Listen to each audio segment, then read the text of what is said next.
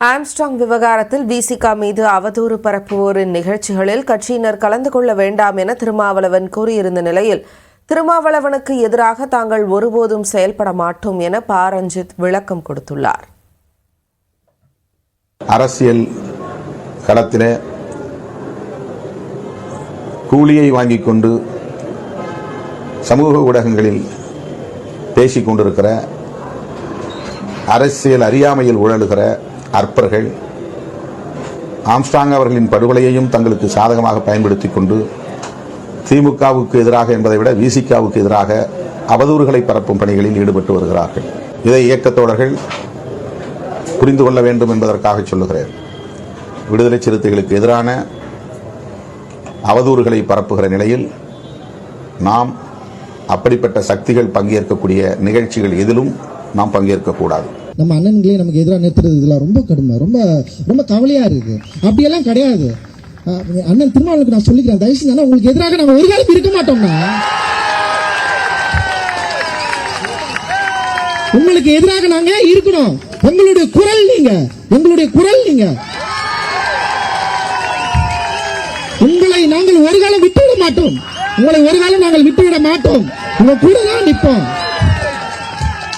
ஒவ்வொரு அண்ணனுக்கும் சொல்றேன், நமக்குள்ள கட்சிகள் வேறுபட்டு இருக்கலாம், நமக்குள்ள கொள்கை வேறுபட்டு இருக்கலாம். ஆனால் நம்முடைய மக்கள் பிரச்சனையா இருக்கிறப்ப, பாதிக்கப்பட்டப்ப நம்ம எல்லாரும் ஒன்று சேர வேண்டிய தேவை இருக்கு. ஆம்ஸ்ட்ராங் விவகாரத்தில் விசிக மீது அவதூறு பரப்புவோரின் நிகழ்ச்சிகளில் கட்சியினர் கலந்து கொள்ள வேண்டாம் என திருமாவளவன் கூறியிருந்த நிலையில் திருமாவளவனுக்கு எதிராக தாங்கள் ஒருபோதும் செயல்பட மாட்டோம் என ப. ரஞ்சித் விளக்கம் கொடுத்துள்ளார். அரசியல் களத்திலே கூலியை வாங்கிக் கொண்டு சமூக ஊடகங்களில் பேசிக் கொண்டிருக்கிற அரசியல் அறியாமையில் உழலுகிற அற்பர்கள் ஆம்ஸ்ட்ராங் அவர்களின் படுகொலையையும் தங்களுக்கு சாதகமாக பயன்படுத்திக் கொண்டு திமுகவுக்கு எதிராக என்பதை விட விசிகாவுக்கு எதிராக அவதூறுகளை பரப்பும் பணிகளில் ஈடுபட்டு வருகிறார்கள். இதை இயக்கத்தோழர்கள் புரிந்து கொள்ள வேண்டும் என்பதற்காக சொல்லுகிறேன். விடுதலை சிறுத்தைகளுக்கு எதிரான அவதூறுகளை பரப்புகிற நிலையில் நாம் அப்படிப்பட்ட சக்திகள் பங்கேற்கக்கூடிய நிகழ்ச்சிகள் எதிலும் நாம் பங்கேற்கக்கூடாது. நம்ம அண்ணன்களே நமக்கு எதிராக நிறுத்துறது இதெல்லாம் ரொம்ப கடுமை, ரொம்ப ரொம்ப கவலையா இருக்கு. அப்படியெல்லாம் கிடையாது. அண்ணன் திருமாவளவனுக்கு நான் சொல்லிக்கிறேன், தயவு செஞ்சு உங்களுக்கு எதிராக நாங்க ஒரு காலம் இருக்க மாட்டோம்னா, உங்களுக்கு எதிராக நாங்க இருக்கணும். உங்களுடைய குரல் நீங்க, எங்களுடைய குரல் நீங்க. உங்களை நாங்கள் ஒரு காலம் விட்டுவிட மாட்டோம். உங்களை ஒரு காலம் நாங்கள் விட்டுவிட மாட்டோம். உங்க கூட தான் நிற்போம். ஒவ்வொரு அண்ணனுக்கும் சொல்றேன், நமக்குள்ள கட்சிகள் வேறுபட்டு இருக்கலாம், நமக்குள்ள கொள்கை வேறுபட்டு இருக்கலாம். ஆனால் நம்முடைய மக்கள் பிரச்சனையா இருக்கிறப்ப, பாதிக்கப்பட்டப்ப நம்ம எல்லாரும் ஒன்று சேர வேண்டிய தேவை இருக்கு. உதயநிதி ஸ்டாலினுக்கு துணை முதலமைச்சர் பதவி வழங்கப்படலாம் என தகவல் வெளியான நிலையில் எந்த பொறுப்புக்கு வந்தாலும் தனது மனதிற்கு மிகவும் நெருக்கமானது இளைஞரணி செயலாளர் என அவர் சூசகமாக கூறியுள்ளார். இதற்கிடையே 2026 சட்டமன்ற தேர்தலுக்கான திமுக ஒருங்கிணைப்பு குழுவிலும் அவருக்கு வாய்ப்பு வழங்கப்பட்டுள்ளது.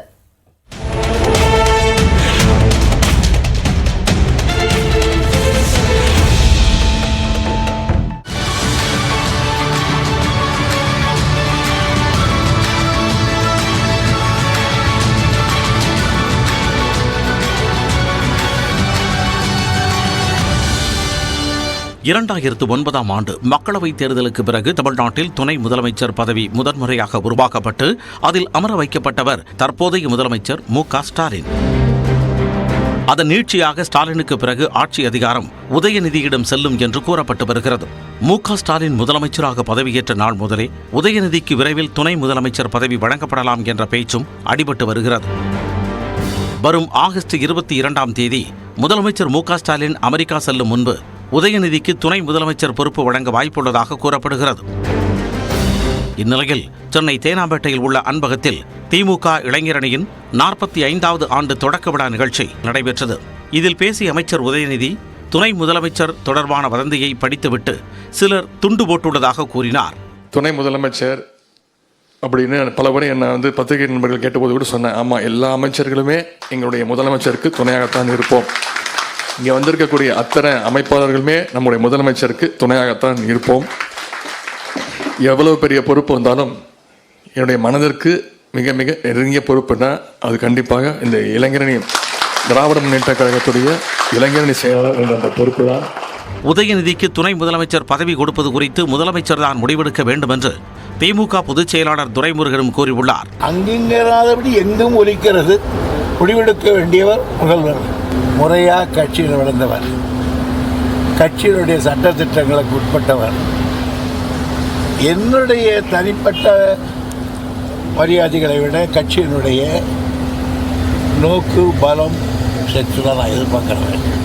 உதயநிதிக்கு துணை முதலமைச்சர் பதவி வழங்குவது நிர்வாகத்தில் புதிய பாய்ச்சலை ஏற்படுத்த வாய்ப்பு இருப்பதாக மூத்த பத்திரிகையாளர் ராமகிருஷ்ணன் கருத்து தெரிவித்துள்ளார். அந்த பொறுப்பு கிடைப்பது என்றால் புதிய அதாவது தமிழகத்திற்கு அந்த ஒரு இளைஞர்கள் ஆட்சிக்கு வருவாயார்களானால் அது ஒரு புதிய இதுக்கு திசையில் தமிழ்நாடு ஒரு வளர்ச்சி திசைக்கு செல்லலாம்.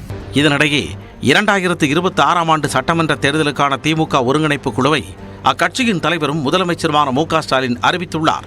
இதில் அமைச்சர் உதயநிதிக்கும் வாய்ப்பு வழங்கப்பட்டுள்ளது. அவருடன் அமைச்சர்கள் K.N. நேரு, ஏவா வேலு, தங்கம் தென்னரசு மற்றும் R.S. பாரதி இடம்பெற்றுள்ளனர். கட்சியில் மேற்கொள்ள வேண்டிய மாற்றங்கள், அமைப்பு ரீதியான சீரமைப்புகளை பரிந்துரைப்பதற்காக இந்த ஒருங்கிணைப்பு குழு அமைக்கப்படுவதாக மு.க. ஸ்டாலின் கூறியுள்ளார். திமுக தனித்து வெற்றி பெறக்கூடிய இடங்களை குழு ஆய்வு செய்யலாம் என கூறப்படும் நிலையில் தேர்தலுக்கு பல மாதங்களுக்கு முன்பே திமுக தனது முதல் அடியை எடுத்து வைத்திருப்பதாக கருத முடிகிறது.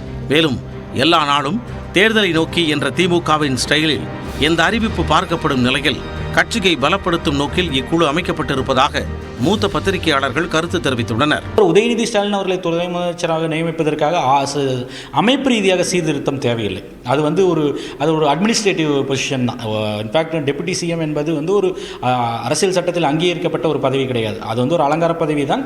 அது மோரலஸ் அடுத்த கட்டத்துக்கு யார் வரப்போகிறார், தலைமை ஏற்கப் போகிறார் என்பதை கோடிட்டு காட்டுவதற்கான ஒரு பதவி தான். ஸ்டாலின் அவர்கள் அதிகாரத்தில் வந்துட்ட பிறகு கீழே அவருக்கு கட்சியை கவனிக்கிறதுக்கு நேரம் இருந்திருக்காது. அதனால் கட்சியில் கீழ்மட்டத்தில் கடந்த 3 வருடங்களில் பலவிதமான பிரச்சனைகள் இருக்குது. குறிப்பாக பார்த்திங்கன்னா மாநகராட்சிகள், நகராட்சிகள்லாம் பல பிரச்சனைகள் இருக்குது. அங்கே இருக்கிற மேயர்கள் மேலே ஆளுங்கட்சி உறுப்பினர்களே நம்பிக்கையில் தீர்மானம் தராங்க. ஸோ இதெல்லாம் கீழ் லெவலில் சரி பண்ண வேண்டிய ஒரு விஷயங்கள். தேர்தலுக்கு முன்னாடி 26 தேர்தலுக்கு முன்னாடி சட்டமன்ற உறுப்பினராக தேர்வான பிறகு அமைச்சர் பதவி வழங்கப்படும் என தகவல் வெளியாகி அதை உதயநிதி மறுத்து வந்த நிலையில் இளைஞர் நலன் மற்றும் விளையாட்டுத்துறை அமைச்சர் பொறுப்பு அவருக்கு வழங்கப்பட்டது. அதே பாணியில்தான் தற்பொழுதும் துணை முதலமைச்சர் பதவி குறித்த தகவலும் உலா வருகிறது.